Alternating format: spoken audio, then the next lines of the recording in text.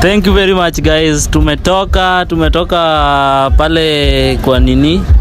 Pale kwa show. Sasa tunataka kuenda ndani ndio tuone vitu za ndani. Bado tuko na John na bado anataka kutueleza mengi kuhusu hii Dunga Beach. Na sasa tunataka kufika huko ndani ndio tuanze kuuliza maswali. Juu tumesikia kuna water hyacinth zimeanza kutoka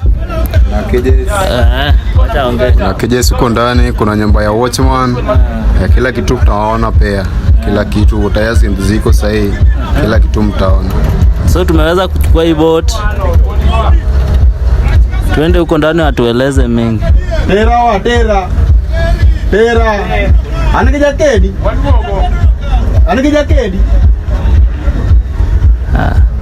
So stay tuned.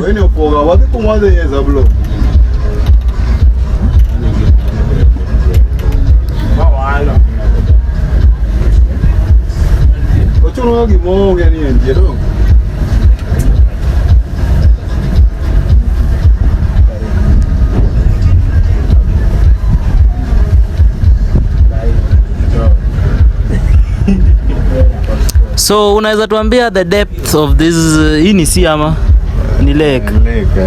The depth of this lake, umeweza kusikia anything about the depth? Kuna place tulienda na wale watu wa research walikuwa na mesha wale place, wale watu wafisha nini kejes wameka keje zao. So yenye nilisikia research yao ilitoka 4.5 meters deep. Hapo tu ndio nimesikia, but apart from you sijasikia nyingine. So tumeenda pale radio station Victoria. So wameweza kutufahamisha kwamba kuna wakati ile kiliweza kujaa hadi karibu vitu zao zingine hapo. Nyinyi pia mlipata changamoto yoyote? Sisi tulipata changamoto juu kuna time ilijaa hadi huko nje. Sasa unapata like hata hiyo bridge yenye watu wanapandia boat ilibomolewa yote na maji. So unapata like wageni hawezi kuja wapande boat, na kuna pia wenye waliogopa juu wanaona ti lake imejaa sana na kuna vitu zingine labda wamegopa ti kuna nini. Kuna tu wageni wenye wanakuanga tu negative about lake. Sasa ni ngumu wapande like kama boat maji imejaa, wameogopa tu kupanda kwa sababu wanadhani watakufa. So wanagopanga kupanda boat sana. Na kuna vitu zenu zozote zenye ziliweza kuharibika? Sisi maji kijaa sasa place tunaikanga boats, unapata like tunaikanga boats huko nje. So kama kuna waves inachapa boat cause tunavurutanga boat huko nje.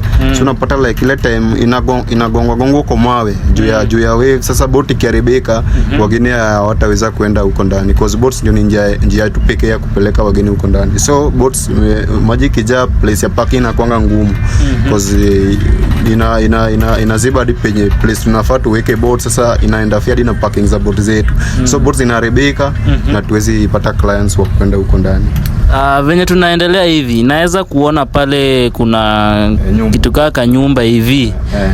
Sijui tukifika cameraman turn kamera hivi kidogo. Turn kamera waone ile nyumba. Hatuelezee ile nyumba ilikuwa ni ya kazi gani, juu inaonekana ilikuwa nyumba mzuri sana alafu ikaweza kuharibiwa na maji.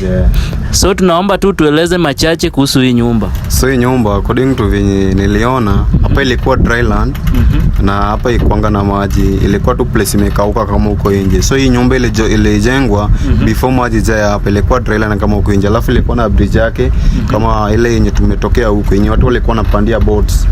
Ilikuwa inatoka pale hadi huko. Hii ilikuwa part ya Lake Victoria, hiyo studio inaitwa Sienala. So ilikuwa place yao, boats zao zilikuwa zinafungwa kwa hizo machoma kwa hii nyumba. Alafu pia ilikuwa place yenye watu wanaweza relax cause ilikuwa na shade. Sio shade watu wa shule walikuanga walikishatoka huko studio. Walikuanga wanakuja hapa wana relax, wengine wanapanda boat. So hii nyumba ilikuwa tu yao ya kurelax na kuweka boat zao watu wapande. So ilikuwa kwa hiyo nyumba. Kwa sababu ya hii nyumba mmeweza kupoteza pali watoto walikuwa wana relax. Wana relax. Sasa siku hizi imeinterfere na studio yote. Siku hizi studio imejaa, imeharibika due to the maji ilijaa. Venye maji ilijaa iliharibu kila kitu huko ndani. Nyumba zikaribika, place yao ikaribu hadi nyumba. Sikapata like wale watoto walikuwa wanapandia boats. Siku hizo hadi kuja wapande boats kitambo venye walikuwa wanapandia before maji jaa hapa ndani. So wale watu hawezi kuja hapa ndani juu maji imeboa hiyo nyumba yote. Sasa kuna mpango yote mnasikia kuhusu kuitengeneza ama bado? Mimi naye personally sijaisikia, labda tu kama wao ndio wana hiyo nini ya kutengeneza, but mimi naye sijaisikia yote. Sawa, naona tunaanza kuona mawater hyacinth na mnasemaga hizi zinakuwa moja ya changamoto ya kuride kwa boat. Sasa ndio nataka cameraman azungushe kidogo waone hizi water hyacinth. Naona zinaanza kukusanyika. So tunaomba utueleze moja kati ya changamoto ambazo zinaleta kwa hii kazi yenu. Juu naona zina move, si vitu zenye zina move.